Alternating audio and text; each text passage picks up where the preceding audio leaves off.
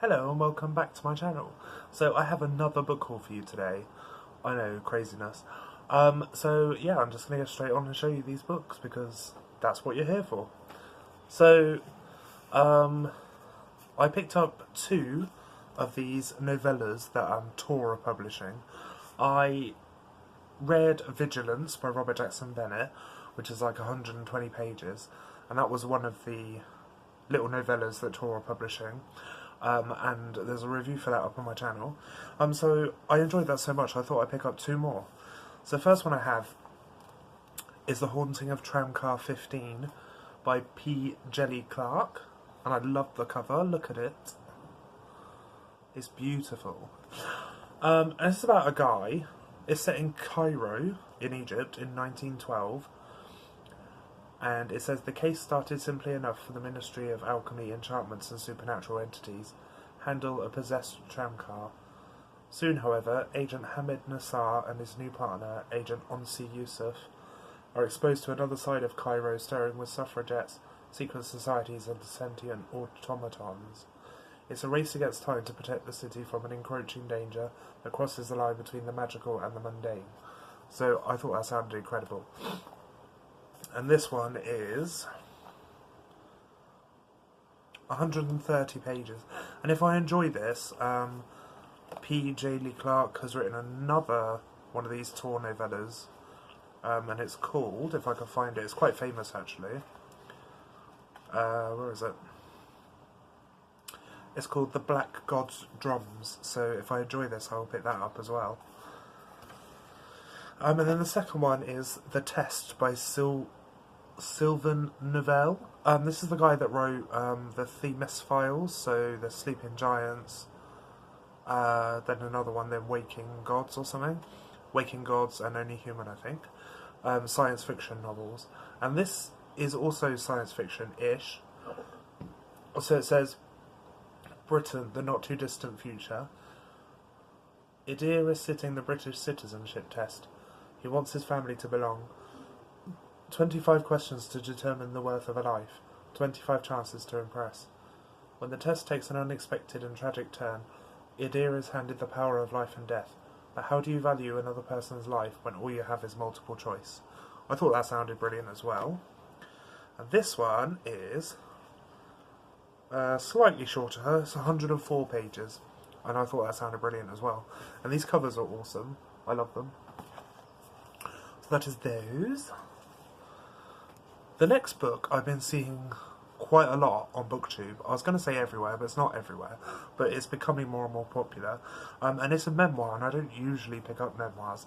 But this sounded very interesting. Because I'll explain about the book in a minute, but it sounds quite morbid and twisted and weird, which is me, let's face it. But I kind of love stories and TV shows and movies about like cults and stuff like that. There's some great TED Talks by some people who have come out of cults and realised that they were in a cult. But like they've said that obviously when they were in the cult they didn't know any difference, so they didn't know it was a cult. So yeah, I love stuff like that. And this is Educated by Tara Westover. And this is kind of about a cult, although they don't identify it as a cult.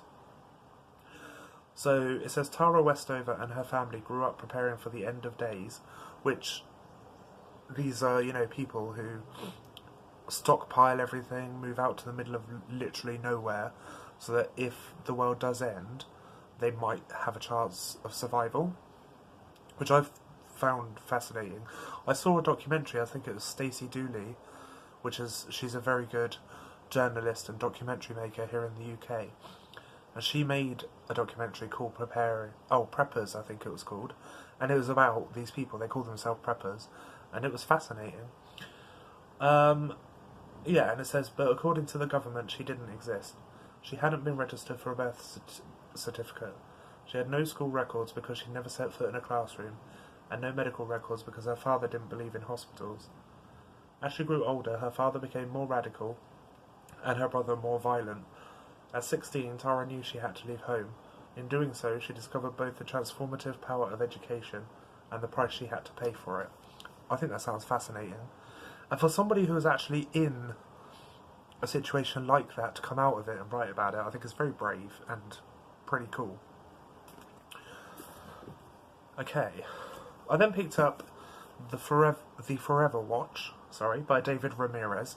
This is a sci-fi. It's being pitched as a modern classic, even though it was only written like 5 years ago. When it was first published, I got a hardcover copy for review from Bookbridger, but I never reviewed it. And it says, the Noah, a city-sized ship, 400 years into an epic voyage to another planet. In a world where deeds and even thoughts cannot be kept secret, a man is murdered, his body so ruined that his identity must be established from DNA evidence. Within hours, all trace of the crime is swept away, hidden as though it never happened. Hannah Dempsey, a mid-level bureaucrat genetically modified to use the Noah's telepathic internet, begins to investigate. Her search for the truth will uncover the impossible, a serial killer who has been operating on board for a lifetime, if not longer.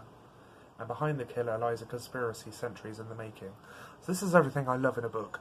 It's sci-fi, it's murder, it's like conspiracy. It sounds awesome, so I'm excited to get to this at some point. Okay, I then picked up... So, I love horror movies. My favourite horror movie franchise of all time, even though it's not really a franchise, there's only 2 films out, but I hope they make more, is Sinister. I love Sinister, and I love Sinister 2. I think they are... If you're looking for the epitome of a horror movie, a well-done horror movie, Sinister is it. It's amazing. And then second to that is Halloween. And I've watched all the movies, so I've watched all of the John Carpenter ones, and then I watched the Rob Zombie ones, and then the new one came out last year. I think it was last year, or 2017, and it basically takes place 40 years after Michael Myers has been sent away to Smith's Grove Sanatorium, a mental institution for the criminally insane. He's been locked up for 40 years, and in this time, Laurie Strode has... If you're familiar with the series, you know who Laurie Strode is. But she has, in this time, kind of become a bit of a recluse. She's moved far out into the country, and she's made this house that is basically built for the day when Michael Myers escapes prison and comes after her. Sorry, let me just... Something was happening on the screen. Yeah, so that's what she's done. And then he is being transported to another prison, and it's Michael Myers. We know what happens. He escapes, kills about 5 people, and comes after her and her family. And I thought the film was really good. As I said to my friend Charlie from Duvet Day Devour, she loves Halloween as well. I think to people who haven't seen all of the movies, it might be a bit confusing and a bit strange, and that's maybe why they wouldn't appreciate it, or they wouldn't see it for what it is. But I loved it. I thought it was brilliant. So anyway, on the recommendation of Charlie from Duvet Day Devours, I picked up the novelisation of the 2018 or 2019 movie. Hang on, was it 2018? Yeah, it was 2018. Yeah, so this is Halloween by John Passarella, and I don't normally like movie novelisations, but the reason I picked this up was A, because I love Halloween, excuse me, and B, because Charlie, gosh, count how many times I've said Charlie and Duvet Day Devours in this video, but she read this and she loved it, and she said it was as good as the movie, if not better, so I am very excited to get to this. I think this might have been written... It says the official movie novelisation, but I think it may have been an idea that was written before the movie, and then they adapted that into the movie, and then this was published, like added to, after the movie and published, or something. But anyway, yeah. So I picked this up, and I'm excited to get to it at some point. Okay, I then picked up Caraval by Stephanie Garber. This is the first in the, I don't know what it's called, the Caraval series, I suppose. And I've just heard amazing things about this. This apparently is similar to The Night Circus by Erin Morgenstern, which about 6-7 years ago on BookTube was the only book you would see. Like, you couldn't get away from it. Everybody loved it. I read it in the midst of all that hype, and I didn't like it, and I think that was because of all the hype surrounding it. I was just embroiled in the whole hype, and I didn't really see the novel for maybe as good a story as it possibly was. I haven't tried to read it since. I may do. If I enjoy Caraval, I may do. But it's basically about a circus. Well, it says, well, I say a circus, it's got a circus tent on it, but basically it's like a game called Caraval, and it's hosted once a year by the infamous Master Legend, and yeah, these people compete in these weird games and try and solve the mystery of Caraval in order to win a wish. So it sounds quite interesting. I've heard a lot of people say it's better than The Night Circus, so I thought I would give it a shot. And like I said, if I enjoy it, I might pick up The Night Circus again. And I love this spine. The books, all the paperback books in this series match. So the covers all look the same, the spines all look like this. So yeah, I'm excited to get to that. I then got this book because this also had a lot of hype when it first came out. And it's only £2 on Amazon with Prime right now, because her second book, I think it's second book, Little Fires Everywhere, is out. But this is Everything I Never Told You by Celeste Ng, something like that.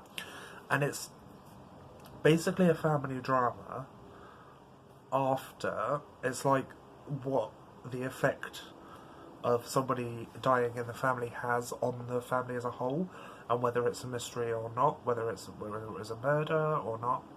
So yeah, I just thought it sounded good. It was only £2, and these are new covers that have just been released. There's a cover for Little Fires Everywhere. You might not be able to see that. I thought this was a sticker, but it's actually like embossed onto the book, which is slightly annoying, but I don't mind. So yeah, that's that one. Oh, sorry, I have more books behind me. So, oh, wow, okay, I just managed to move you. So the next book I have is Vox by Christina Dalcher. This paperback was released today. It's like the release date of this paperback, and I thought I'd rather spend $6.99 on this than, I think it's like $15.99 on the hardcover. So I got this, and it's interesting. It's an interesting concept. It's basically set in a world where women, is it just women or everyone? This is only the beginning.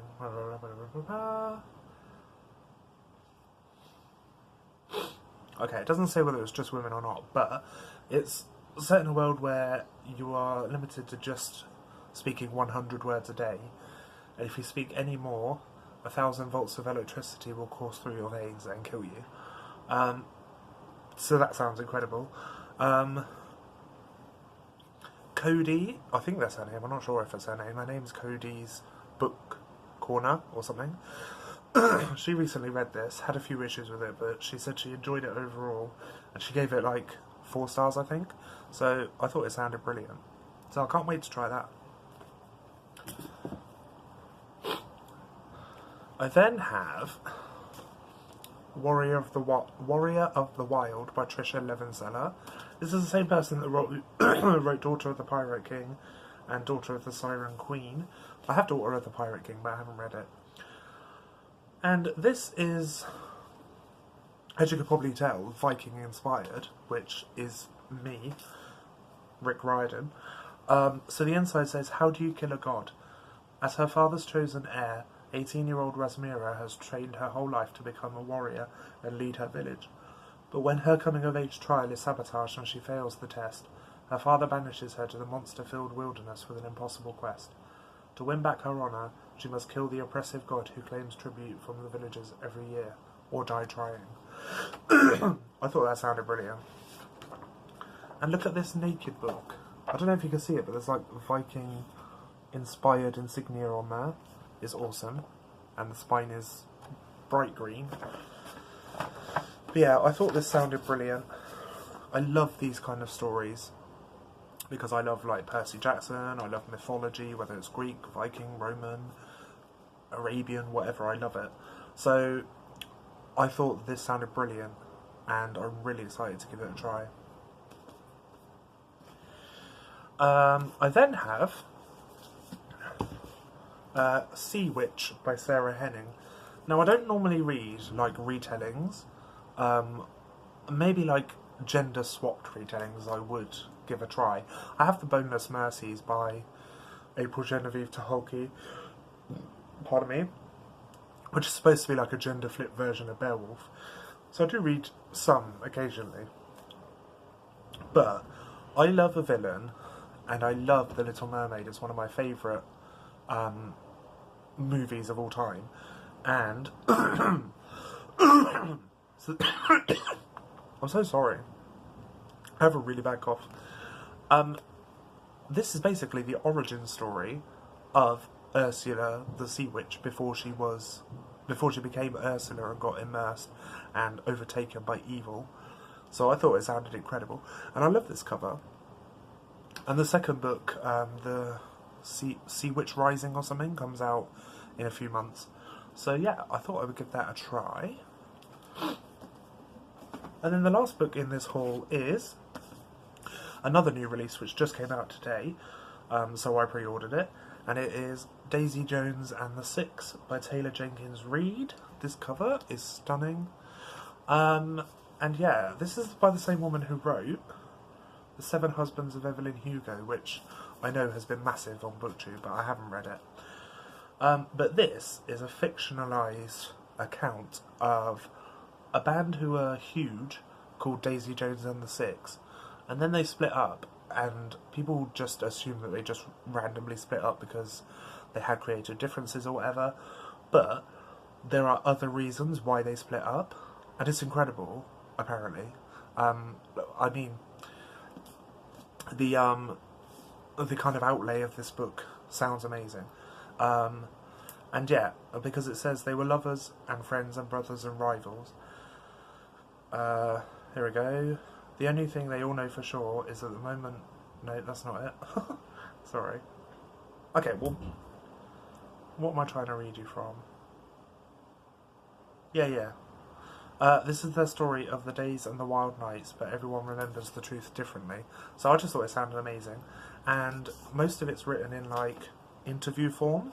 So they're interviewing all the different members of the band, and you get their different kind of insights as to why they split up and what happened and stuff. So I thought it sounded brilliant. I know Katie from Kit Kats Can Read read the proof of this and said she really enjoyed it and thought it was brilliant. So I'm looking forward to reading it, and the cover is amazing.